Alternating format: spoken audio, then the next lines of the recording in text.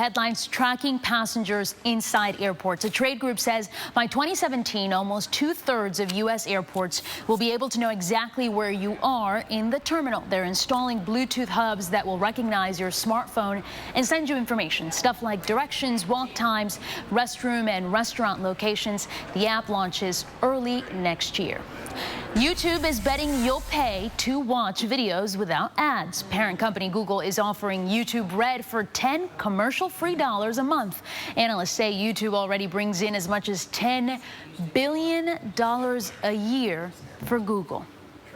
And the weather absolutely perfect for a turtle bon voyage. Crews from several North Carolina aquariums releasing 50 endangered turtles they've helped raise into the Atlantic. About half were hatchlings.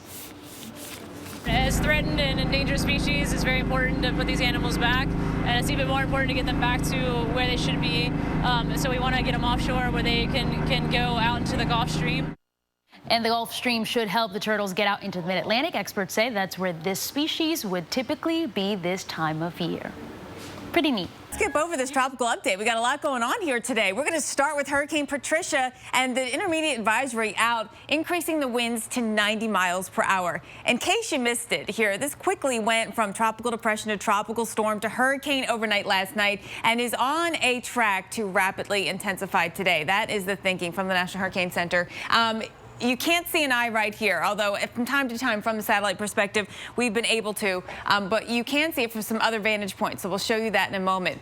The key to know is that today is the day to rapidly complete any kind of preparation for hurricanes right here along the coastline. Hurricane warning is up, including Manzanillo, Puerto Vallarta on the northern edge of that as well, so heads up for folks who are vacationing there. Now, here's the microwave satellite, and this is sort of like an MRI, so we can look down into the system. We can't see, through the clouds just looking from a satellite, but we can using this particular wavelength. So let's look, and you can see where we're seeing that eye starting to form. It's not completely closed off just yet, but it's happening, and we'll see, I think, a lot more of that today. So concerned about the fact that it is going to strengthen today, in fact, pretty intensely, and the projected path of it takes it to a landfall. And by the way, yesterday, if you were watching, we talked about the fact that only 4 other tropical cyclones this late in the Eastern Pacific season have made a landfall in Mexico. So this is certainly notable when it comes to record keeping. But when you look at that projected path and the models clustered tightly together, concerned very much so about Manzanillo and points just to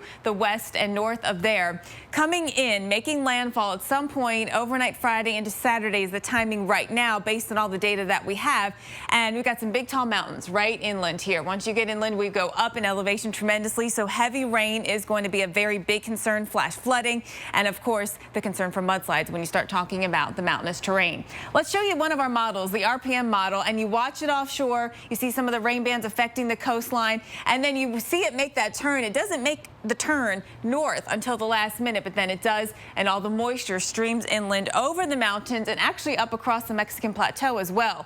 Right along the coast is where the rainfall amounts will be heaviest, 8 to 12 inches. That's why we are concerned about flash flooding there. And eventually that moisture from Patricia gets up into Texas. All right, switching gears to the Central Pacific, Olaf still hanging on with winds of 120 miles per hour. It's going to make a curve off to the north. The hurricane hunters have been considering, NOAA has been considering sending them in here to investigate Olaf, simply because it might make a turn and eventually some moisture get shunted back into the northeast. Interesting there. When it comes to Hawaii impacts, the only one that we will see is big waves. And then last update is on Typhoon Champy, which this one has undergone some big changes over the past 24 hours. 115 miles per hour, taking a look at it as a very strong, almost annular hurricane right now. And guys, I want to leave you with this, looking at, from the satellite perspective, you can see so much structure, and you can imagine the conditions that we're dealing with in Iwo Jima right now. Winds have been gusting at least over 80, 85 miles per hour. Yeah, it's built this incredible. Sending us those pictures. Great photos.